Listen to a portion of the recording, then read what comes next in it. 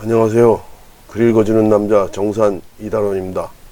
오늘은 가원 천자문대간 총소 5권에 대한 개략적인 설명을 담은 글을 읽어드리겠습니다.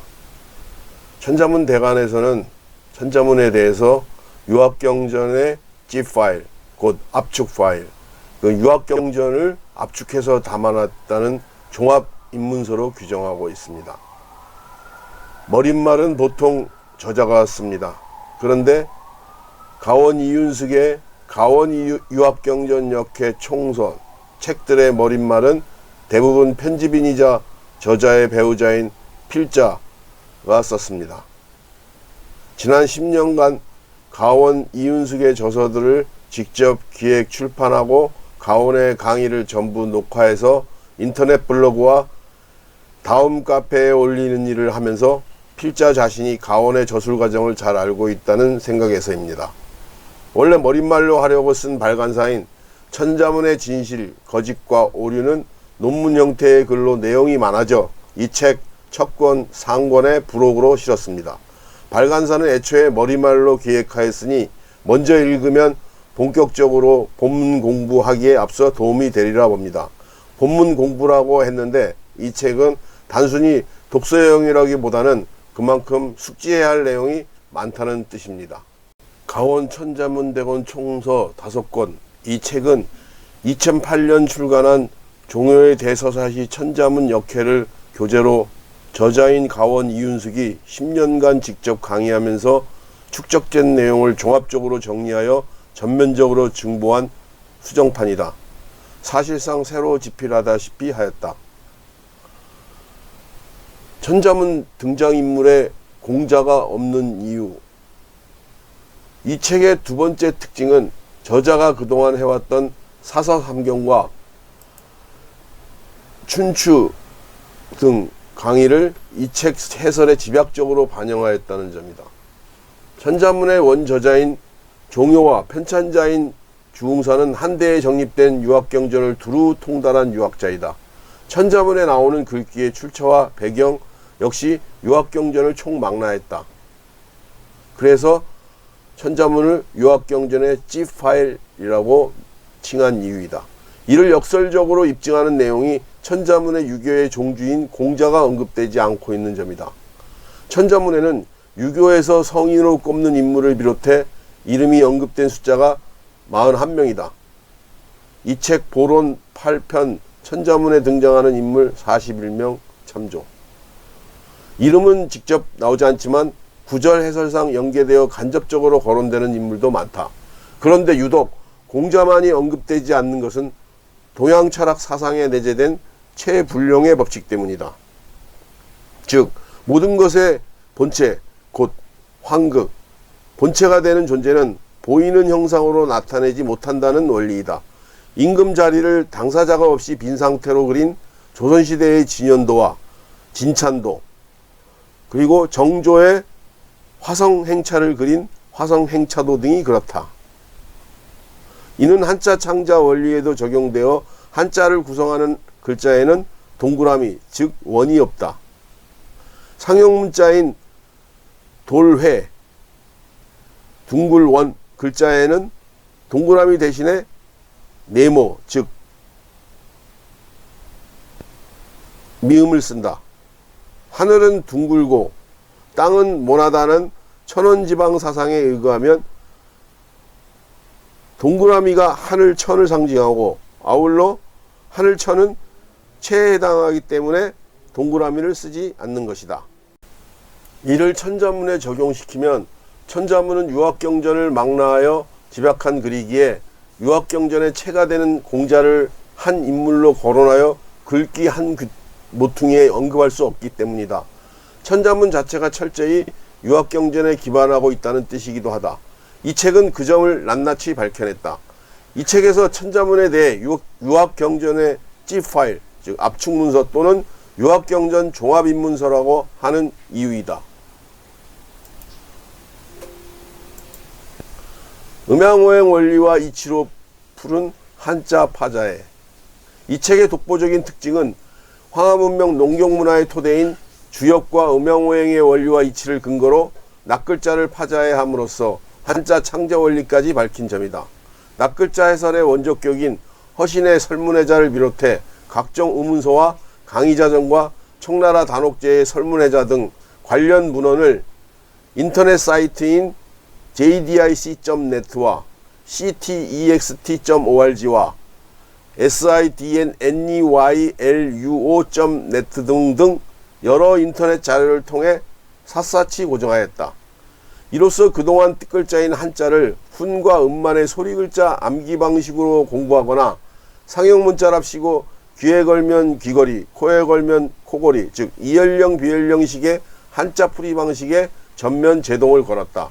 이 모든 고증은 인터넷 시대라서 가능했는데 저자인 가온의 말을 빌리면 시공간을 넘어선 정보화와 세계화 시대의 축복이라고 한다.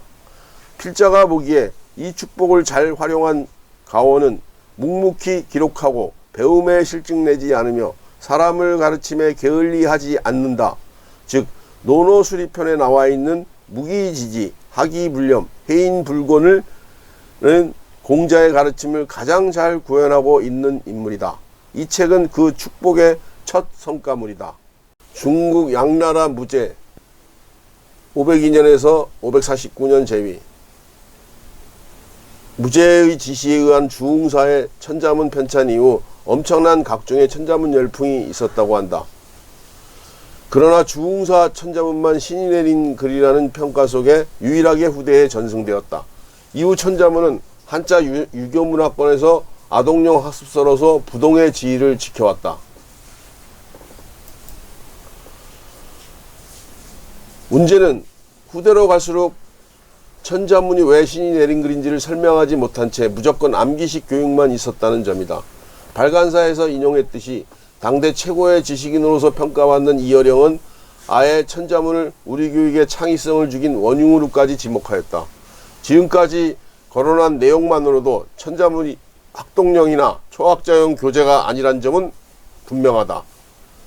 그럼에도 불구하고 천자문을 훌륭한 글이라는 전제하에 학동들에게 제대로 이해도 시키지 못하면서 무조건 외우게 한 한자 문화권의 교육 방식은 치명적인 한계이자 약점이었다. 반면에 이 책 목차에서 보듯이 가온은 천자문의 구성 체계를 주역과 음양오행의 원리에 의거해 일목요연하게 정리하였다. 아울러 천자문이 황하문명의 역사와 철학, 개인의 인생사를 담아낸 대서사시로서 탁월한 문학작품임을 밝혀냈다. 천수백여 년 만에 천자문이 왜 신이 내린 글인지를 해설해낸 것이다. 한자와 한글은 음양오행으로 만들어진 짝문자. 이 책을 공부하다 보면 한자가 결코 중국만의 글자가 아니라는 점도 밝혀진다. 황하문명권의 유학경전 문화의 철학과 사상적 토대는 음양오행 원리이다. 음양오행 원리에 의거해 만든 한자가 뜻글자인 이유이다. 이 책은 시종일관 음양오행 원리에 의거해 천자문을 해설하고 파자해를 하였다. 뜻글자인 한자에 음양관계로 대비되는 문자가 소리글자인 한글이다. 훈민정음 해례본에 의하면 세종대왕은 한글 자모음을 천지인 삼재와 음양오행의 원리로 창제했음을 분명히 밝히고 있다. 관련 글은 본서 제3권의 부록으로 실었다. 다시 말해 한자와 한글이 같은 원리로 만들어졌다는 뜻이다. 그런 점에서 황하문명권의 한자와 유교문화는 우리와 떼려야 뗄 수 없는 관계이다. 아니 우리 자신의 것이라 해도 과언이 아니다. 한자를 간체자로 변형시킨 중국보다 오히려 우리에게 한자 문화의 정통성이 있다는 뜻이기도 하다. 유럽과 미국을 비롯한 서구 문명은 그 발원지와는 별개로 전 세계로 전파되면서 인류 보편적인 문명으로 가장 지배적인 문명으로 자리 잡았다. 반면에 황하 문명은 17세기까지만 해도 가장 우수한 문명으로 인정받았으나 그 배타성과 폐쇄성으로 인해 산업화와 근대화에 뒤처지면서 일본과 서방의 침탈을 면치 못했다. 이에 중국과 한국의 새로운 권력자들은 이 모든 책임을 한자와 유교로 전가했다. 사회주의 중국은 한자를 번거로운 문자, 즉 번체로 취급하고는 정자체 대신에 약자 형태인 간체자로 만들어 보급하면서 나아가 공자를 대대적으로 탄압하였다. 한국은 한자에 대해 나라를 망친 조선 지배계층의 언어이자 중국 문자로 배타시하고 한글 전형 정책을 도입하였다. 유교 또한 나라를 망친 조선 지배계층의 이데올로기로 매도하고 온갖 비난을 덧씌웠다.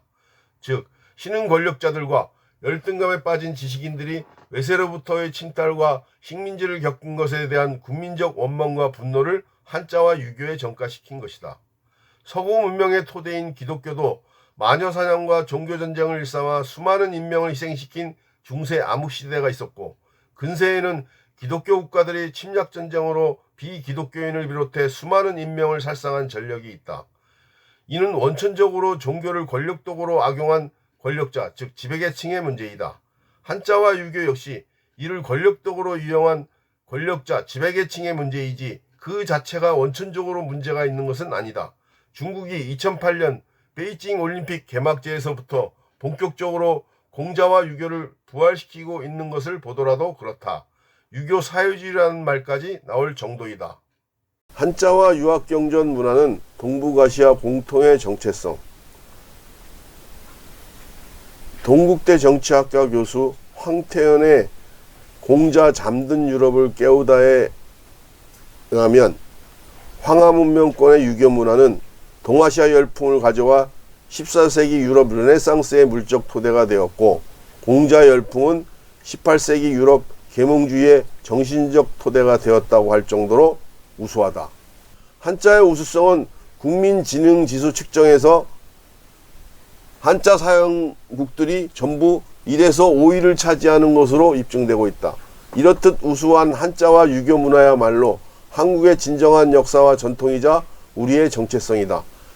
이에 한국 사회를 여전히 유교가 작동되는 사회로 보는 일본 학자도 있다. 한국 유학생 출신의 일본 교토대 오구라 기조 교수는 한국은 하나의 철학이다 라는 2017년 책에서 현대 한국 사회가 주자의 성리학에 의해 작동되고 있다고 주장한다. 그는 이 책에서 태극기만큼 우주와 인간을 완벽하게 설명한 국기는 없다 며 한국을 철저한 유교국가라고 규정하고 있다. 필자는 이 입장에 동의하지는 않는다. 우리는 식민지 해방 이후 과거의 것들에 대해 마치 무슨 부끄러운 오물처럼 여기고는 털어버리고 불태우고 짓밟고는 오로지 영어와 미국식만이 살 길이라며 매달려 왔기 때문이다. 천만다행히 우리 민족의 우수한 역량은 기적같은 경제성장을 이루어내었고, 식민지를 겪은 나라로서는 세계 최고로 성공한 나라로 인정받고 있다. 역설적으로 우리 자신의 역사와 전통을 부정하면서까지 수단과 방법을 가리지 않고 죽을 둥 살 둥 모르게 맹목적으로 미국식만 보며 내달린 덕분이다. 그러나 다른 한편으로 그에 상응하는 희생도 치러야 했다. 불행히도 그 희생은 여전히 진행 중이다. 우리나라는 지난 10수년간 OECD 국가 중 부동의 자살률 1위 국가이다. 살기 힘들다며 아이를 낳지 않아 출산율은 세계 200여 국가 중에 세계 최저이다. 삶의 질 지표는 세계 경제 10위권 나라치고는 후진국 수준이다. 천자문 공부와 한국 사회 문제가 무슨 상관관계가 있다는 말인지 의아하게 생각할 수 있다. 이 책이 던지는 문제제기이다. 이 책에서 천자문 글자를 통해 한자를 배운다는 것은 단순히 모르는 글자를 익히는 차원이 아니다. 앞서 언급했듯이 한자와 유학경전문은 황하문명의 사상적 철학적 원리이자 이치인 음양오행에 바탕하고 있다. 가원 천자문 대간 총소 5권은 그의 근거에 저술되었다. 따라서 이 책을 다음 카페나 유튜브의 강의 동영상과 함께 공부하면 한자에 대한 지식뿐만 아니라 우리의 오랜 전통과 역사를 관통해온 철학과 사상을 습득할 수 있다. 자기 중심을 잡고 가치관이 새로 정립되기도 한다. 맹자의 말을 빌리자면 슬프도다. 사람이 닭과 개가 나가는 찾을 줄을 알 때 찾을 줄을 알지 못하나니 학문의 길은 다른 데에 있지 아니하니라. 그 잃어버린 마음을 찾을 뿐이니라. 맹자 고자편이다. 마지막으로 한국사회 지식인에게 간곡히 당부드린다. 이 책을 계기로 우리 사회의 한자와 유학경전 문화에 우리의 정체성이 있음을 복원하는 공론화가 일어나기를 기대한다. 국가 백년지대계를 염원하는 마음에서이다.